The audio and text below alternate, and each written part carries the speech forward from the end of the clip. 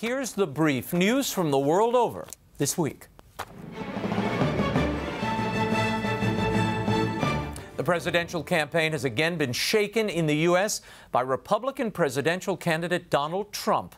His comprehensive immigration plan is creating major waves. Some of the highlights of the GOP frontrunner's plan: Trump would deport those who overstay their visas, as well as the estimated 11 million people who have entered the U.S. illegally.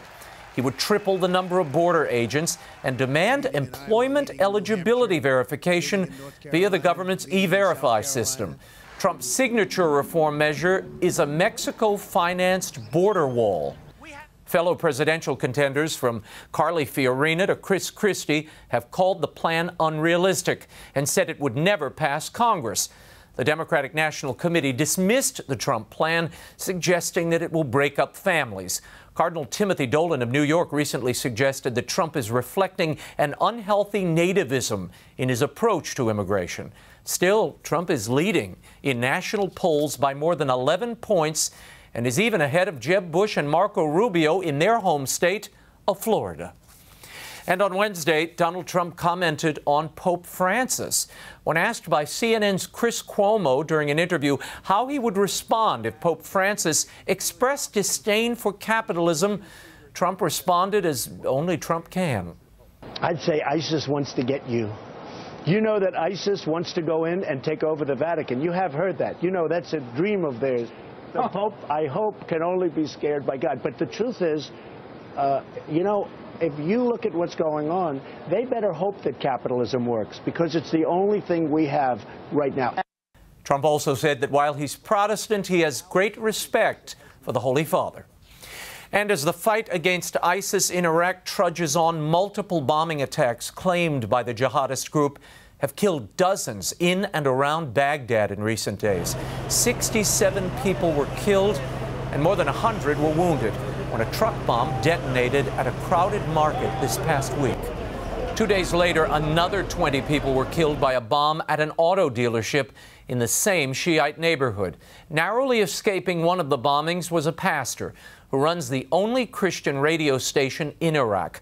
Mar Fawad was inquiring about repairs to a church bus at the garage when a bomb exploded, blowing out the windows of the bus and destroying another church car.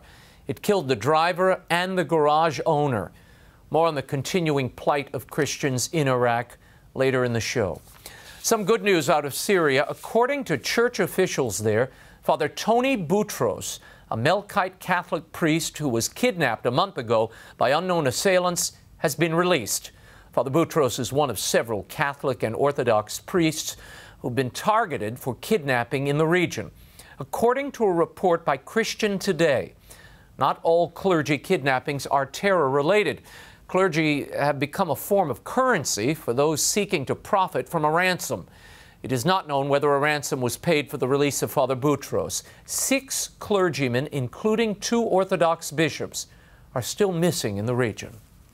And in the wake of the U.S. Embassy officially reopening in Cuba this past week, new details have emerged on Pope Francis and the Church's involvement in the secret talks between the two nations. According to an extensive behind-the-scenes report in Mother Jones, Illinois Senator Dick Durbin originally suggested that the Obama administration involve Pope Francis to provide political coverage to the president.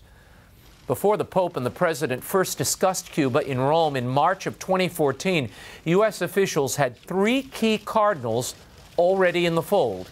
They were urging Pope Francis to discuss the cause with Obama. Among the players, Havana Cardinal Jaime Ortega made a clandestine trip to the White House, personally delivering a papal message to the president. Cardinal Theodore McCarrick, the former Archbishop of D.C., made a secret trip to Havana. And powerful D.C. lobbyists working with the White House on the Cuba effort secretly met with papal confidant Cardinal Sean O'Malley in the rectory of Boston's Cathedral of the Holy Cross. For his part, Pope Francis invited the two nations to hammer out negotiations at the Vatican, and he wrote private letters to Obama and Cuban leader Raul Castro. He strongly urged them to resolve humanitarian questions so to initiate a new phase of relations. The Pope also agreed to act as a guarantor of the final accord, which was announced in a world surprise in December of last year. Of course, the Pope will be visiting both nations this September, and we will bring it all to you live as it happens. And a seventh undercover video exposing Planned Parenthood's trade in fetal tissue was released this week. The latest features a former STEM Express procurement technician, Holly O'Donnell, describing her work within a Planned Parenthood clinic in California. The whistleblower details the harvesting of a fully intact late-term baby boy whose heart was still beating after an abortion. This discussion is a bit graphic, so I wanted to warn you. And she just taps the heart and it starts beating. And I'm sitting here and I'm looking at this fetus and its heart is beating. And I don't know what to think. She said, okay, well, this is a really good fetus and it looks like we can procure a lot from it. We're going to procure a brain. And so she gave me the scissors and told me that I have to cut down the middle of the face. The Center for Medical Progress, the pro-life group releasing the videos, is alleging that Planned Parenthood is likely violating federal law, requiring appropriate medical care for any baby who survives an abortion. Since the videos were first launched several weeks ago, Congress has expanded its investigation of Planned Parenthood. 12 states have launched investigations of their own, and 5 states have revoked taxpayer funding of Planned Parenthood entirely. STEM Express this week announced it is ending its relationship with Planned Parenthood due to the controversy. And Glasgow Archbishop Philip Tartaglia took to the pulpit on Sunday apologizing to abuse victims on behalf of the Scottish Catholic Church. This after a stunning rebuke by an independent commission that looked into past abuse. The commission, chaired by Dr. Andrew McClellan, a Presbyterian bishop, had called for an unmistakable and unequivocal apology from the Catholic hierarchy, along with a series of steps to guard against future abuse. Archbishop Tartaglia, who is also the president of the Scottish Bishops' Conference, said that the Church is pained and shamed by the abuse. He added, the Church fully accepts the Commission's recommendations and renews its commitment to protect and safeguard everyone in parish communities.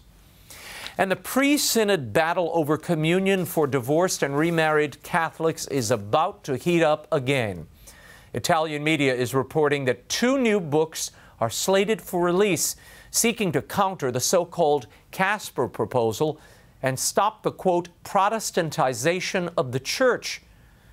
The first book, titled 11 Cardinals Speak on Marriage and the Family, will focus on the pastoral care of Catholics in irregular marriage situations. It will also address marriage preparation, evangelization, and conversion. Among the cardinals contributing are Paul Cordes of Cor Unum and outspoken African Cardinal Robert Serra. The second volume is called Christ's New Homeland, Africa, a contribution to the Synod on the Family. It contains essays from notable African cardinals about the attitudes of Africa toward marriage and family issues. Christ's New Homeland features Cardinal Francis Arinze and, once again, Cardinal Robert Serra. Both books will be published in English by Ignatius Press. And in a related story, after a wide-ranging meeting last month, bishops and theologians from Africa are calling for the 2015 Synod to avoid the rehashing of a predominantly Eurocentric construct, which predominated at the 2014 Synod meeting.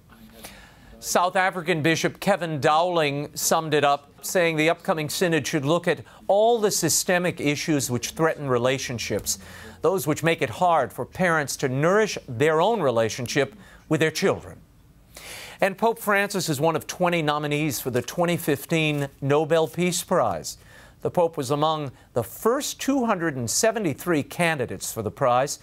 Francis's nomination was advanced by various national and international organizations who laud the Holy Father's efforts for peace across the globe, including his role in normalizing relations between the U.S. and Cuba.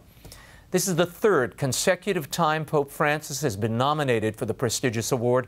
The winner will be officially announced in October. And should he be chosen, Francis would be the first pope in history to receive the prize. And finally, travel and accommodations are expected to be a bit difficult for the Pope's visit to Philadelphia, at least for those of you trying to see him. If you can't get a hotel, fret not. You can try the USS New Jersey. That's right, for $75 a night, you can stay on the historic battleship in one of the triple-stacked bunks. Dinner and breakfast will be offered from a chow line, and you'll also get a tour of the storied vessel. There is a drawback. Besides having to share a not-so-private bunk accommodation with as many as 400 guests, there are no showers. Perhaps a bar of soap and a dip in the Delaware will do.